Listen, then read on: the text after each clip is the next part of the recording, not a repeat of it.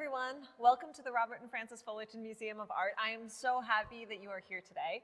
I am Dr. Kate Liszka. I'm an Associate Professor of History and also the Benson and Pamela Herrera Fellow in Egyptology. And I'm here with Dr. Meredith Brand.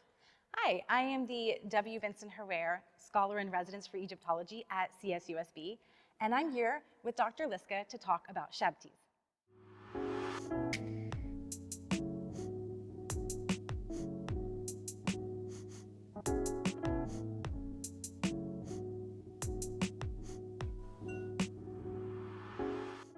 Welcome back to our shabti discussion, and we're going to focus on the different materials that are used to make shabtis.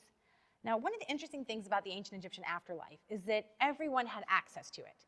In ancient Egypt, to most of us, we think of the royal tombs, we think of the big monuments and the kind of luxuriousness, the wealth, the gold, the glitter, all this kind of stuff. But what about the other 95% of the people? You know, like the ones that actually tilled the fields and had nothing to live on. Exactly. Those people, they wanted a beautiful afterlife too. So what ancient Egyptian material culture and religion allowed for was to have the same ritual objects for your tomb, but they made them out of tons of different materials so that they were affordable to people of different social classes in ancient Egypt. So this way, everyone got to go to the afterlife. Yes. So in many ways, the way that you save for your tomb is almost like a retirement plan. The wealthier you are, the longer that you live, the more that you can buy and associate and have higher quality aspects for a better looking tomb. But if you don't have those same types of resources, you still get the afterlife. It's just that your objects don't look as good, but they still magically work. That's the key. The objects that don't look as nice still effectively do the same thing magically in the afterlife. Because we look at these artifacts and see them as beautiful pieces of art, but to ancient Egyptians, they were potent, symbolic, ritual items. And so they had a whole series of magical practices that would help make these things work. So let's look at the shabtis. Okay. Do you got a nice one for us today? Well, yeah, this is a very nice one. So this represents our more high-end shabtis. Wait a second, he's a king. He's got cartouches. He is a king. He's got a little beard, and he has a Nimi's headdress, and the whole uraeus. He's got everything. This is actually a very special king. He is King Senkameneskin. And he was king of Nubia, essentially. So in the 25th dynasty, you know, something like 600 BCE, the Nubians unified Nubia and Egypt together, but they did it from Nubia. And even after the Assyrians took Egypt back from them, they were still continuing this dynasty in ancient Nubia, and he was a king at that time, and he was buried in a pyramid at the site of Nori. And in his tomb, he had shabtis. So clearly these ancient Nubian kings were practicing many aspects of ancient Egyptian religion. And what we can see for the shabti is that its material is a beautiful serpentine stone. That sounds like it's also very hard and very expensive. Yeah. So this is the result of a mining expedition, a lot of labor, a workshop that could polish and carve this statue. And so this is a lot of economic investment and a lot of labor investment goes into this piece. So kings and the administration would be the ones that actually went on those mining expeditions, gathered the stone, and I bet the king then monopolized all those resources for himself and the people that he likes. Probably did that. He probably did. Yeah. So let's say you weren't exactly the king. You didn't have these beautiful stone shabtis. There were other options that you could have. So one of our earlier shabtis is from the New Kingdom, and it is made out of wood. So we have the shabti figure itself, carved out of wood. The features on the nose are individually carved. This took a considerable amount of effort, and fine quality wood in ancient Egypt wasn't quite as common because they had, you know, more desert trees and Nile trees. So if you had a very nice wood shabti that was made maybe of cedar wood, it would have to come from Lebanon. We don't actually know what wood this one is. So tell me about the craftsman who would have made this. Like, what type of training would he have gone through? So this is clearly the result of a skilled craft person. This is a woodworker who carved this piece. Both the shabti and the coffin the shabti went in.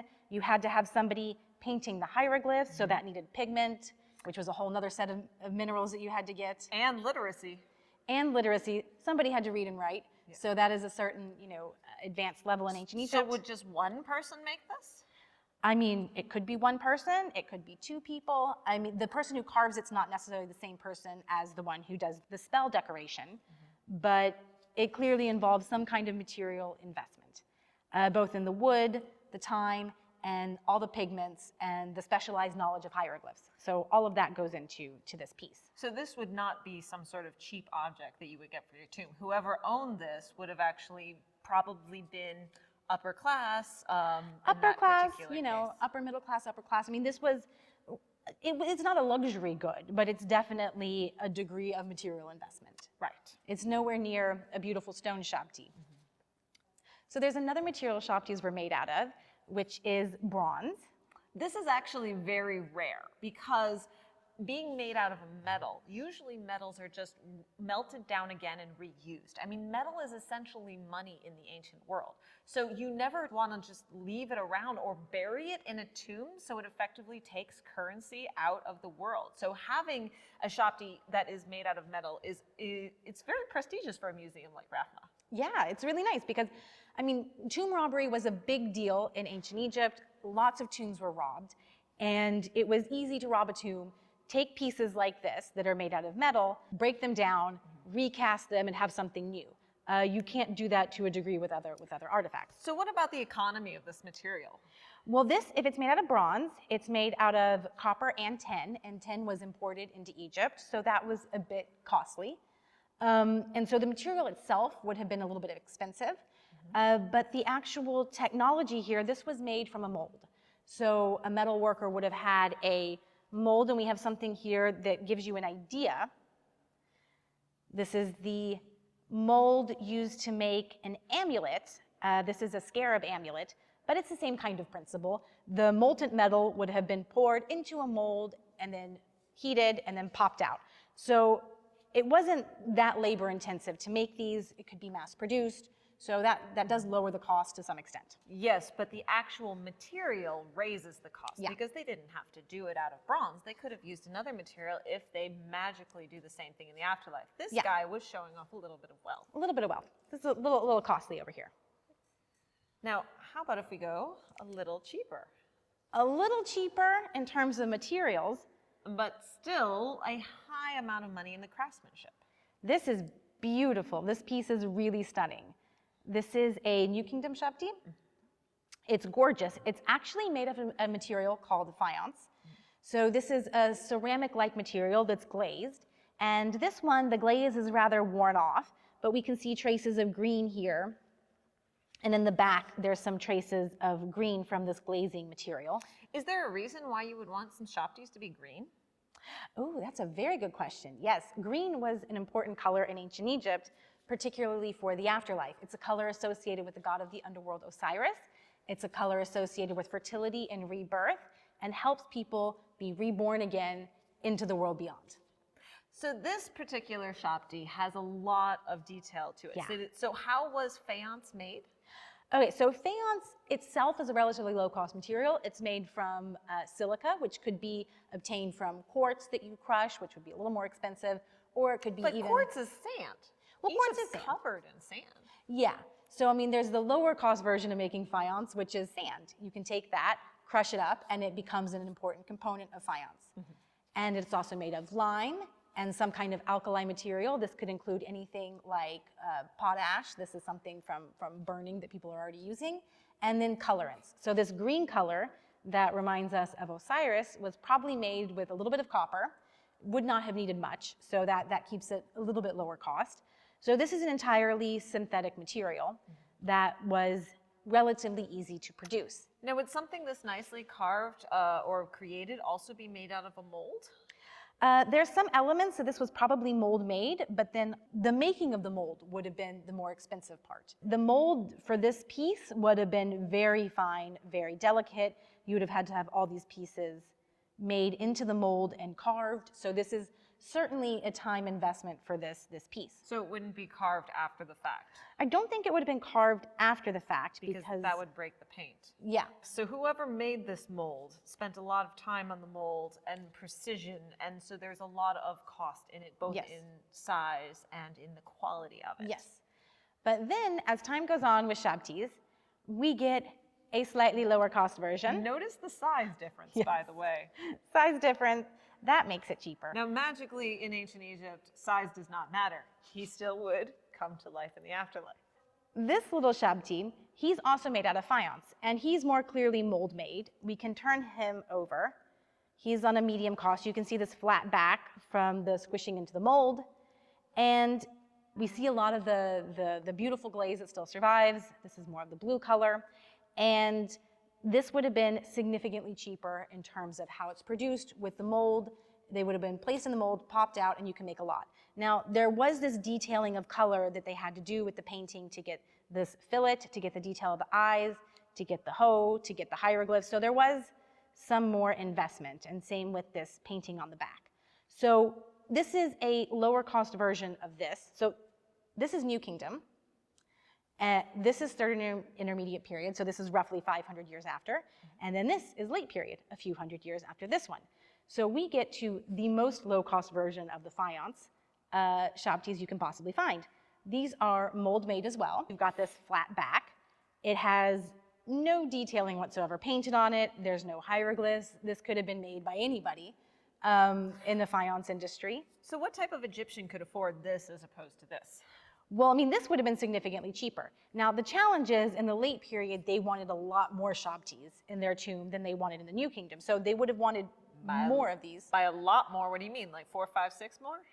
I mean, like 400 more. So they want 401 Shabtis by the Late Period, whereas the New Kingdom, they wanted...